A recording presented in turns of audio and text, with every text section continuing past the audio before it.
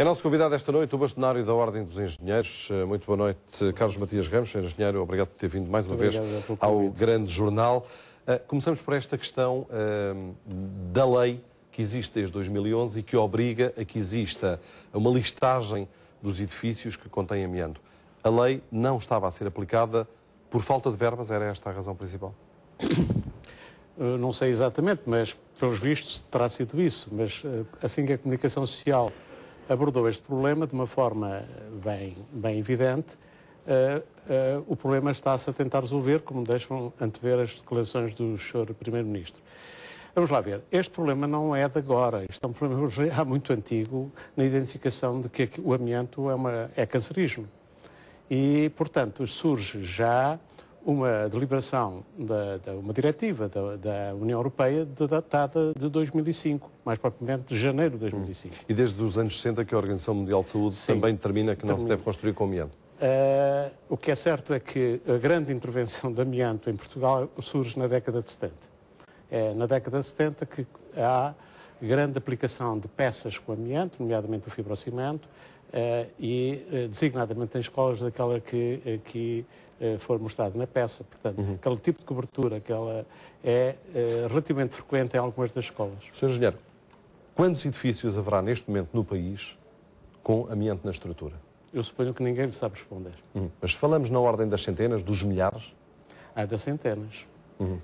Não há muitos anos, em 2007, penso eu, foi feito um primeiro inquérito e no âmbito do Ministério da Educação haveria qualquer coisa como 700 e tal escolas que tinham amianto na sua construção. E além de escolas, há amianto, por exemplo, em edifícios como os hospitais?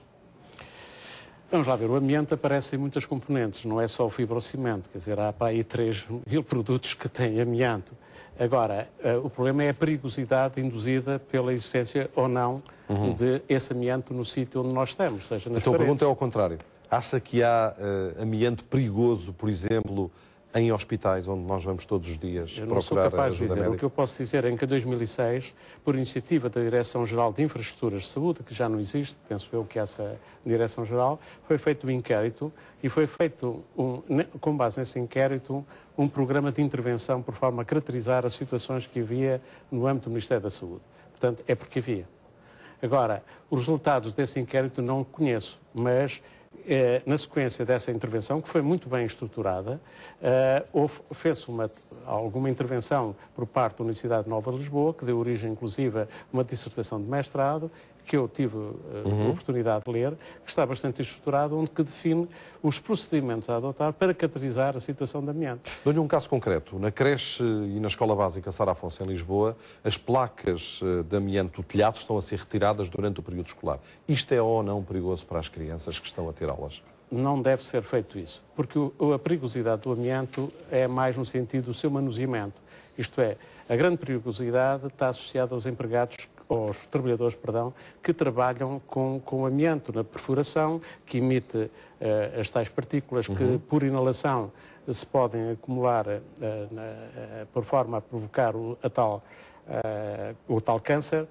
E o que acontece é que, neste momento, à medida que essas placas se vão deteriorando por ação do tempo, a perigosidade vai aumentando. Não é na fase inicial em que elas estão relativamente bem colocadas, estão aprafusadas, em que não há possibilidade de inalação do pó, portanto, das partículas, que são partículas micrométricas, portanto, mas que da são ordem dos ingeridas microns, e que podem ser, por ação de intervenção ou atmosférica, portanto, desagregação das placas, ou quando o trabalhador tem que operar, de tal maneira que há regras muito claras sobre como os trabalhadores devem estar preparados para intervenções deste tipo. Não pode ser como uma intervenção normal. A retirada daquelas peças tem que ser de acordo com regras muito bem... Sem as crianças, sem as pessoas em geral dentro do edifício, evidentemente. Deve ser. Os trabalhadores.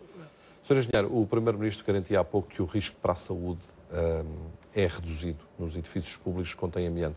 Esta declaração corresponde à realidade? Com certeza que eu fazê-la não fez de ânimo leve, mas o que eu diria é que é difícil dizer uma coisa dessas, porque não há uma caracterização completa, exaustiva, do que se passa em todos os edifícios públicos. Porque se houvesse essa acreditação, eu acredito que era possível fazer esta afirmação. Eu penso que o Sr. Primeiro-Ministro está a basear naqueles inquéritos que são feitos com base na direção ou na gestão dos edifícios, das entidades que têm a responsabilidade desses edifícios. Esse inquérito, como foi promovido agora por base na Autoridade de Segurança, é um inquérito que não nos dá a segurança total em relação... Dá a possibilidade de dizer que há este material aqui e este, total. mas não... Mas temos casos concretos. A Quercus indica 33 casos só na região da Grande Lisboa. Na Direção-Geral de Energia e Geologia, há 19 casos de cancro, 9 das pessoas morreram. Podemos atribuir boa parte destes casos à situação, à circunstância de haver amianto na construção? Pode ser atribuída. Não há uma relação causa e efeito muito clara que eu, pelo menos, tenha lido com essa situação. Mas o princípio da precaução diz-nos logo o que o bom senso faz com que, havendo conhecimentos científicos que determinam e que especificam que intervenções daquele tipo merecem uma abordagem no sentido de abandono daquele material do sítio do local de trabalho, porque o problema é o seguinte, os ar-condicionados, a permanência, porque o risco está associado a vários fatores. É o risco de quem trabalha, mas é o risco de estar muito tempo... É chamada qualidade do ambiente, ou qualidade do ar. A qualidade do ar onde se está. Portanto, que a qualidade do ar é no sentido de uma qualidade de conforto, que tem a ver com a luminosidade, tem a ver com outros fatores. Isso afeta, por exemplo, creches, escolas, hospitais, edifícios públicos, todos os locais onde nessas estamos. Condições em que haja esse risco, afeta forçosamente, mas eu não posso dizer que na escola A, escola B ou escola C isso acontece. Muito bem. Sr. Engenheiro, uma questão que já debatemos aqui, não só no Grande Jornal, mas também no Hoje da RTP2, que tem a ver com o mau tempo. O país tem estado em risco extremo devido ao mau tempo e isto é válido também para as estruturas. Acredita que este mau tempo pode ter desgastado algumas das estruturas mais precárias em Portugal, nomeadamente as pontes? Não. Acredito que as pontes que não têm observação, a gente não sabe responder e é pena que não se possa saber responder. Continua a haver muitas. Quanto a haver algumas que não são da responsabilidade da Administração Central, nomeadamente dos Estados de Portugal, que têm um plano de observação, que eu acredito que esteja a ser cumprido na íntegra e que, portanto, garante que a observação é feita de uma forma sistemática e tecnicamente respeitadora das regras dos planos de observação e que permite garantir que o cidadão tipo de infraestrutura está adequado para desempenhar a sua função, que é determinante para, nomeadamente, em zonas que nós conhecemos muito bem, autoestradas em que o tráfego é intenso. Se isto não acontecesse algum risco de perigosidade, era uma situação que era insustentável e inadmissível num país como o nosso, que se pretende desenvolver. E que temos uma grande capacidade.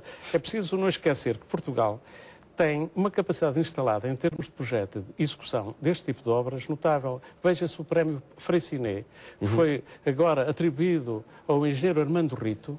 É um prémio que é atribuído 4 em 4 anos e, internacionalmente, há um reconhecimento pela engenharia portuguesa. Se alguma situação ocorrer, não é um problema de capacidade de projeto. O que me quer dizer é que boa parte desta fiscalização neste momento é feita pelas autarquias e elas não têm competência técnica para fazer isto. Eu tenho atribuído às autarquias competências para as quais, no meu entender, não estão vocacionadas. Logo, podemos ter algumas pontes em algumas zonas do país mais afetadas pelo mau tempo e pelas cheias, que estão numa situação precária, mas nós não sabemos isso. Não são observadas como devem ser observadas todas as estruturas desta natureza e que, portanto, poderão estar em risco. Não posso dizer que estão em risco, estou a dizer que poderão estar em risco porque não está a devida estrutura a tratar, a estrutura em termos orgânicos, que trata devidamente um problema como este. E a Ordem tem identificado onde é que é, por exemplo, a zona do país que corre maiores riscos ao nível deste tipo de estruturas? A Ordem não tem essa função. Sim, mas pode ter feito este levantamento ou ter recolhido esta informação. Não, a Ordem tem uma função de defesa da engenharia portuguesa e dos seus profissionais. E tem uma função de alertar para situações que não estejam em conforme com aquilo que são os princípios que a nossa engenharia tem capacidade de respeitar. E não para fazer os para fazer quaisquer. Mas como contactam com tantos engenheiros e pedem tanta informação, podiam ter este tipo de não temos. Feito. Infelizmente, no país não há aquilo que se chama uma base de dados devidamente sustentada em várias estruturas, não é só as pontes. há um conjunto de infraestruturas de grande relevância que podem não estar devidamente acompanhadas, monitorizadas, observadas. Por exemplo? Por exemplo, algumas barragens de natureza que foram construídas para a agricultura. Não preocupa as barragens de estruturas de tipo EDP ou que sejam da Águas de Portugal, preocupa-me que elas sejam da responsabilidade de algumas administrações locais, de gestão do Ministério da Agricultura ou de outros ministérios assim no género, porque não têm capacidade técnica para acompanhar e para ter sensibilidade para a relevância de uma observação com cuidado daquele tipo de obras. Cujo uma eventual ruptura pode provocar alagamentos repentinos. É terrível. Neste momento, uma ruptura de uma infraestrutura deste tipo é inadmissível do ponto de vista técnico. Digo já, porque eu conheço bem essa matéria. E é inaceitável que haja condições que não a priori não detetem as situações potenciadoras de coisas deste tipo. Eu não estou a lançar o alarme, nunca quis, nem quero, não é este o meu estilo. Estou a lançar alertas. Estou a lançar alertas e preocupações em relação à forma como a administração pública, por vezes, está a ser tratada. Há técnicos que estão desmoralizados. Grande parte ou pelo menos uma parte de lugares que deviam ser preenchidos por engenheiros estão preenchidos por gestores, eu não estou a pôr em causa a capacidade técnica desses profissionais. O que eu não ponho em causa é, eu não quero ser jornalista porque não tenho competência para isto. E eu também não quero ser engenheiro. Ora, é isso mesmo. E o país, por vezes, está-se a esquecer do problema que estão, em cada caso, a ser resolvidos, são de engenharia e que estão a ser tratados por outros profissionais. Há pouco falávamos do engenheiro português Armando Rito, que recebeu um dos prémios de maior prestígio a nível mundial para a engenharia civil. No entanto, em Portugal vivemos uma situação em que a imigração é uma das principais saídas para este setor profissional. Estamos a perder grandes talentos nesta área. Olha, ainda bem que me coloca essa pergunta, porque eu na quarta-feira estou no chamado Lisbon Summit, fui convidado para apresentar exatamente aquilo, a fuga de cérebros, portanto, o Drain Brain. Permite-me dizer que o número de imigrantes que aconteceu em 2012 foi de 118% que aconteceu em 2010. O que significa que a nossa imigração, e eu fiz uma correlação entre a imigração e o desemprego. E o que mais preocupa é a imigração, o desemprego jovem, que neste momento é de 40 e tal %. Que leva à imigração também. Que leva à imigração. E associada a essa imigração, por falta de emprego cá em Portugal, são jovens com grande capacidade para poder desenvolver os seus conhecimentos cá em Portugal. É evidente que se for internacionalização, se for trabalhar em redes, é uma mais-valia. Mas o problema é que muitos desses jovens vão para não voltar tão cedo.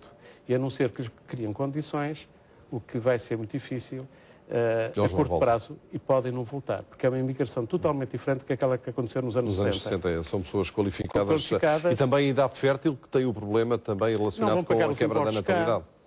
No entanto, os custos desses profissionais nas nossas escolas, por exemplo, qualquer profissional custa em cerca de 5 mil euros ano. Ora, vejamos quantos é que não imigraram. Eu sou da Faculdade de Engenharia da Universidade do Porto, que eu tenho esses dados, imigraram cerca de 1.600 no LinkedIn, estão no LinkedIn. Não foi feito... É uma verba avultada que se está a perder e que não é contabilizada nas contas do país. A última questão. O Governo anunciou um plano de investimentos até 2020, são 30 obras prioritárias, 5.100 milhões de euros dos fundos comunitários. Este é que é o tal guião para o investimento que sempre reclamou? Não. Não. O guião que eu reclamei não tem a ver com o valor nem com os planos que se pretendem para o país. Isso é um problema político. O guião para o investimento tem a ver com o estabelecimento de princípios e de metodologias que devem ser respeitadas num país que se pretende desenvolver. Não se pode fazer uma decisão técnica e, portanto, que apoie a decisão política sem cumprir um checklist.